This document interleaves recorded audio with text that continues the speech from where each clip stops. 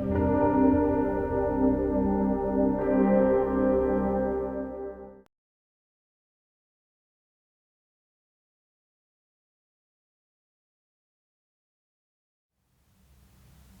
don't really attach labels to myself, whether it's photographer, artist, or whatever. My work is obviously clearly research-based, and I work very closely with journalists, academics working in these fields. I think art, if it's going to survive, if it's going to have a lifespan, if it's going to engage people, has to leave them space to ask their own questions and find their own answers.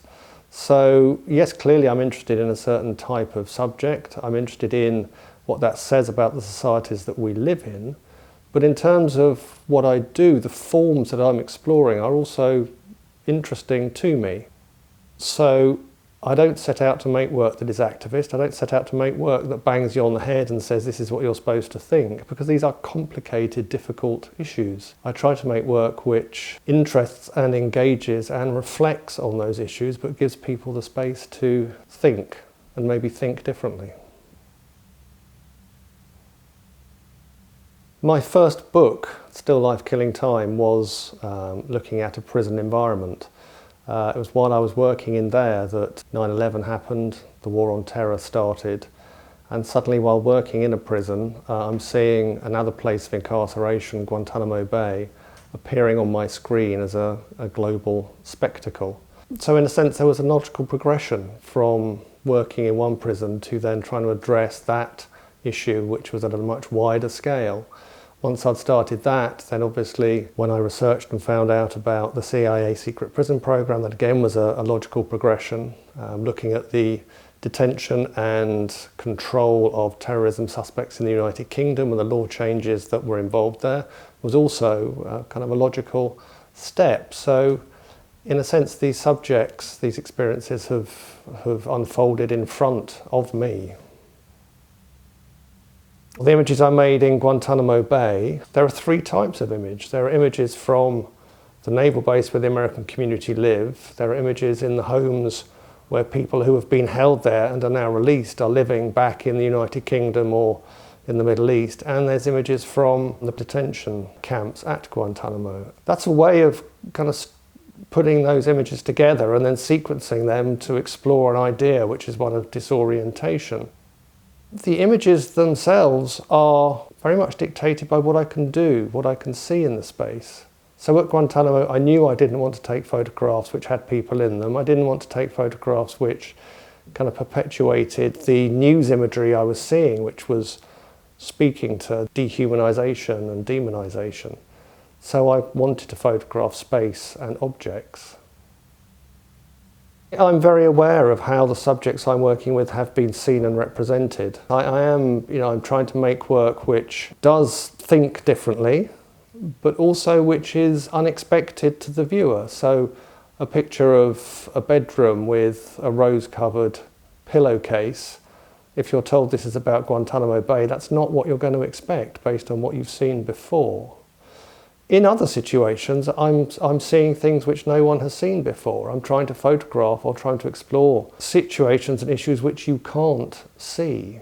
You can't see inside a CIA secret prison, but you can try and understand the network which leads up to someone being delivered there. You can try and picture different points on that network to kind of show how that process is being controlled and who's running it. At Guantanamo, you're not allowed to take pictures which identify people. So that's one of the forms of censorship straight away. With people who had been in Guantanamo and then released, some of them were prepared to be photographed, but then again at that stage the image of the South Asian Arab male with a beard was so toxic that you take a photograph of someone like that, particularly in relation to a subject like Guantanamo, and the level of analysis you're going to get from most people is, oh, it's a terrorist. Because you have to be aware of the kind of preconceptions and the kind of beliefs which are embedded in those forms of representation. I'm very interested in documents and bureaucracy. Often the paperwork that is handed to an individual who is in a form of detention represents the crystallization of the controlling power over them. The language, the way in which it's typed, the way in which it is copied, the way in which it's presented, speaks volumes. It's also another way of bringing these subjects down to the mundane, because a lot of this paperwork is very ordinary, but also visually very interesting. I mean, part of the Guantanamo work is a series called Letters to Omar, which are documents, but they're also amazing images. Letters to Omar is a selection of mail sent to one detainee during 6 years at Guantanamo Bay. His case was kind of held up nationally and internationally as a symbol of the man at Guantanamo. So he received thousands of pieces of material. He was at the highest level of non-compliance, so every aspect of his life was controlled by his interrogator at Guantanamo, including when and if and in what form he received any mail. So everything went through a process of scanning and redacting and archiving and stamping. So he never received anything original. So they're fascinating as historical documents, but they're also images created by Guantanamo Bay, which have then been used in the control process exercised over the individual. And because of the nature of some of the material, because he received so much of it, it actually, he confessed to me, added to his sense of disorientation and paranoia. Disorientation was the kind of the purpose of being held at Guantanamo. It wasn't just a place to hold people, it was a place to interrogate people. And that interrogation was based on the behaviour management plan, which was about fostering a sense of disorientation and dependence and paranoia in the mind of the people who were being detained and interrogated. So the visual narrative tries to evoke that. It becomes disjointed. It is disjointed, it's dissonant. You don't know what you're looking at. But you make your own connections, I hope, whether it's through form, colour, what you think you're looking at. Eventually you find out at the back of the book. The artefacts are both the documents and the photographs in Negative Publicity, artefacts of extraordinary rendition. They represent the research process of my collaborator, Crofton Black, counter-terrorism investigator, and the work he did putting together a paper trail of the process, the networks of extraordinary rendition, and then the photographs which are a response to that documentation. There are international standards which governments sign up to where they say they won't disappear people, but at one level that's exactly what did happen. People were picked up, they did disappear, and they were transported to secret sites to be interrogated without people knowing they were there. It involves keeping people awake for days and days and days, holding them in stress positions. Yeah, it's psychology, and a lot of it is sensory disorientation. Keeping people in confined spaces, moving them around, not giving them any sense of where they are. One of the things we tried to do with Negative Publicity was to represent different ways in which the subject had been examined and spoken about by other people as well. So you have redacted internal CIA reports, you have a New York law school report, you have company invoices, emails, billing reconciliations. You have all sorts of different documents which come from a number of different sources.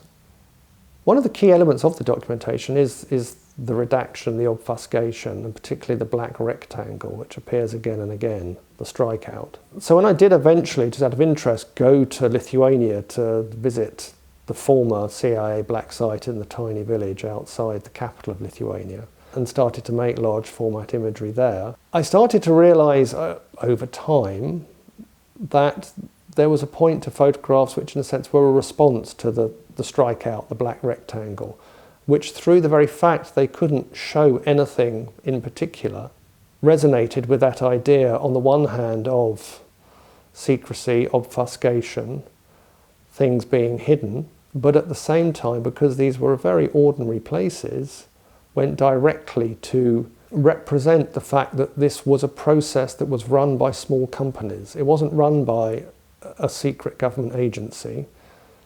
It was outsourced to people who rent aeroplanes, who organise flight schedules. The locations where these forms of interrogation took place were often in very ordinary, quiet suburbs or small villages. There's something very ordinary about what happened here. There is a sense of a network of mundanity that is kind of charged by the relationship between a piece of paper, an invoice, an aeroplane, a small airfield. A lot of my work has been about unseen experiences and sights, but also unseen processes. And I think it's the unseen processes that are now the key element of what happens in contemporary conflict. Those processes are of intelligence gathering and decision making and carrying out of airstrikes or raids. That's a network of process which happens across the world, which we don't see, which there is no real accountability for. The other way in which that process is unseen is that this is now taking place on newly formed battle spaces by legal justifications for intervention and acts in countries that no one is actually at war with. The other way in which it is unseen is that because we are not actually at war with these countries and because we do not have boots on the ground, we do not have body bags coming back, we do not have a media there interested in what is happening. So we don't see what's going on. We don't see, really, the consequences of Allied airstrikes in Syria, Iraq, Libya, Yemen, Somalia. We don't see those. It's off our media radar.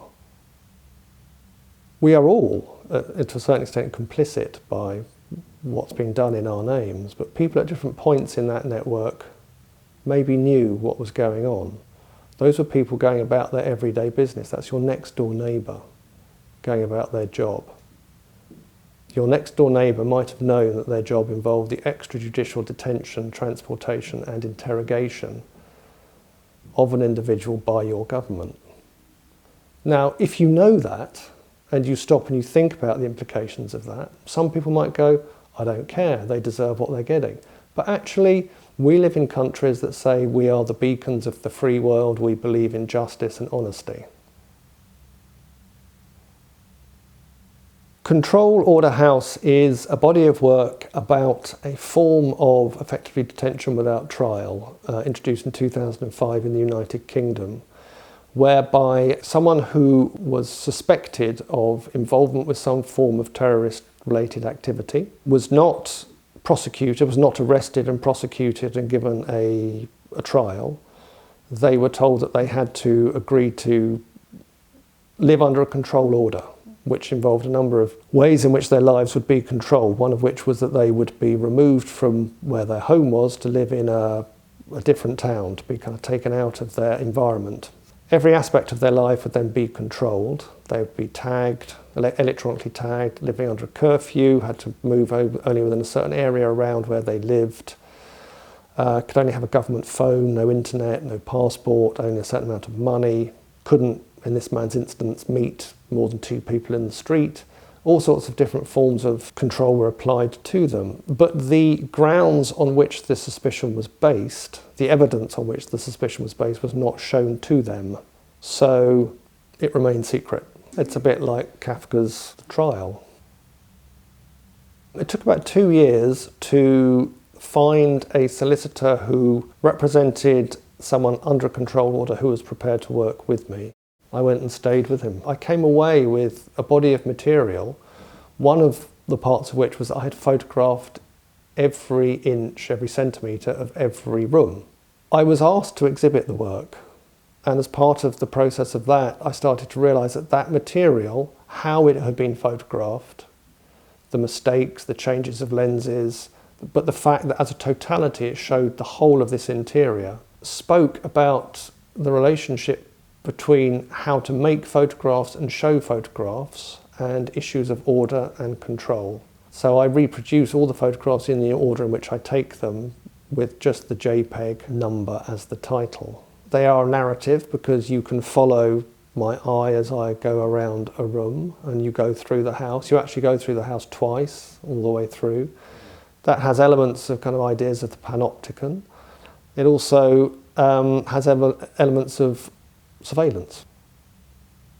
The access I was given was dependent on my work must not identify him or identify the house. And anyone who knew him or knew the house must not be able to make a connection through my work to the fact it's where someone is held on a control order, which conceptually is virtually impossible. So as part of the work, I did photograph surfaces, and I photographed these classic British wallpapers, textured wallpapers, which they are archetypal surfaces you find in a certain type of house that's often rented out. And they are topographical because you come up so close, you see the blisters of the paint, you see the tiny scratches on the wallpaper, but they're also about order and control because some of these are incredibly regular patterns and others are very kind of strange, wild swirls and disordered. It's like a crime scene, it's a picture of a battlefield in some ways. One thing I think which has driven my work all the way through is a deep interest in the form that I use, whether that's the way I photograph, the way I make images, the way I use images, the way I put installations together in museums and galleries, the way I make books, what those books do as objects, which speak as much through their form of the subjects as they do through their content. You know, I have, because of the nature of the subjects I look at, had to try and find new ways of seeing, new ways of communicating. That is something I find deeply fascinating. Sometimes I think perhaps my work is seen very much in terms of, you know, the documentary tradition or kind of the social, political subjects I'm working on, but the forms which I use and the way in which I try to communicate is really important to me. I hope what I try to do is to use new visual strategies to communicate these ideas and these subjects in a way which people haven't seen before. I think that's important to me.